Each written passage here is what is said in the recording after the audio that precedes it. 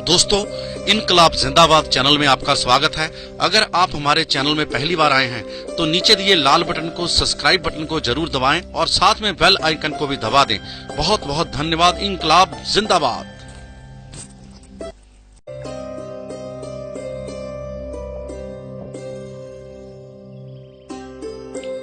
हिंदू समाज की सबसे बड़ी समस्या है जात पात का भेदभाव। इसी भेदभाव की वजह से हिंदू हजारों सालों तक गुलाम रहे हैं। जब हिंदुस्तान पे मुगलों ने हमला किया तो उसका मिलके सामना करने की बजाय हम लोग बंट गए कि जो क्षत्रिय है वो लड़ेगा, जो नीची जाति से है वो बाहर बैठकर तमाशा देखेगा। असल में जिन्हें हम नीची जाति समझते रहे हैं और चमार कह के संबोधित करते हैं और जिन्हें कुछ समय पहले तक हिंदू छूने से भी कतराते थे, असल में वो चंवर वंश के क्षत्रिय हैं। इस बात का खुलासा डॉक्टर विजय सोनकर की एक पुस्तक हिंदू चरम मारी जाति, एक स्वर्णिम गौरवशाली राजवंशीय इतिहास में हुआ है। इस किताब में डॉक्टर विजय सोनकर ने लिखा है कि विदेशी विद्वान कर्नल टोड ने अपनी पुस्तक राजस्थान इतिहास में चंवर वंश के बारे में बहुत विस्तार पूर्वक वर्णन किया है। इतना ही नहीं, महाभारत के अनुशासन पर्व में भी इस वंश का उल्लेख है। वर्ण व्यवस्था को क्रूर और भेदभाव भरने वाले लोग विदेशी आक्रमणकारी थे। जब भारत पर तुर्कियों का शासन था, उस सदी में इस वंश का शासन भारत के पश्चिमी भाग में था। उस समय उनके प्रतापी राजा चंवर सेन थे।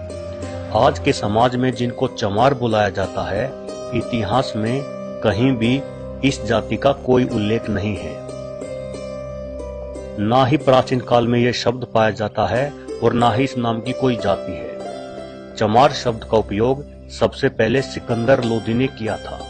मुस्लिम आक्रमणकारियों के धार्मिक उत्पीड़न का सबसे पहले जवाब देने की पहल इसी जाति ने की थी। उन्हें दबाने के लिए सिकंदर लोदी ने बलपूर्वक उन्हें चरम के काम में धकेल दिया और उनका अपमान करने के लिए पहली बार उनके लिए चमार शब्द का उपयोग किया था। इस जाति के गुरु संत रैदास थे, जिन्होंने सारी दुनिया के सामने मुल्ला सदना फकीर को लड़ाई में हरा दिया था।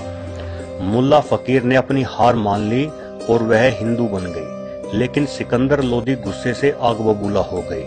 सिकंदर लोदी ने संत रैदास को जेल में डाल दिया, पर जल्द ही चंवर सेन के वीरों ने दिल्ली को चारों ओर से घेर लिया और सिकंदर लोदी को संत रैदास को छोड़ना पड़ा।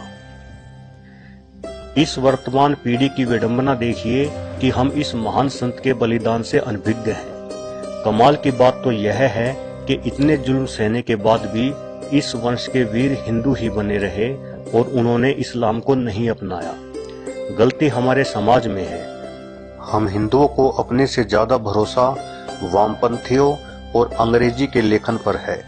उनके इस झूठ के चलते हमने अपने भाइयों को, अपने दोस्तों को अछूत बना लिया। आज हमारा हिंदू समाज अगर टिका हुआ है तो उसमें बहुत बड़ा बलिदान इस वंश के वीरों का है, जिन्होंने नीचे काम करना स्वीकार किया पर इस्लाम धर्म को नहीं अपनाया। उस समय या तो आप इस्लाम को अपना सकते थे या सिर्फ मौत को गले लगा सकते थे। यह सुनने के बाद अब आपको विश्वास हो जाना चाहिए कि हमारे बीच कोई भी चमार अथवा अछूत नहीं है। हम सब एक जैसे हैं। दोस्तों, जानकारी पसंद आने पर इसे फेसबुक और व्हाट्सएप के जरिए अपने दोस्तों में शेयर करें और मेरे चैनल को सब्सक्राइब जरूर करें। दोस्तों, इनकलाब जिंदाबाद चैनल में आपका स्वागत है। मैं हूं आपका दलवीर सिंह दुसांझ।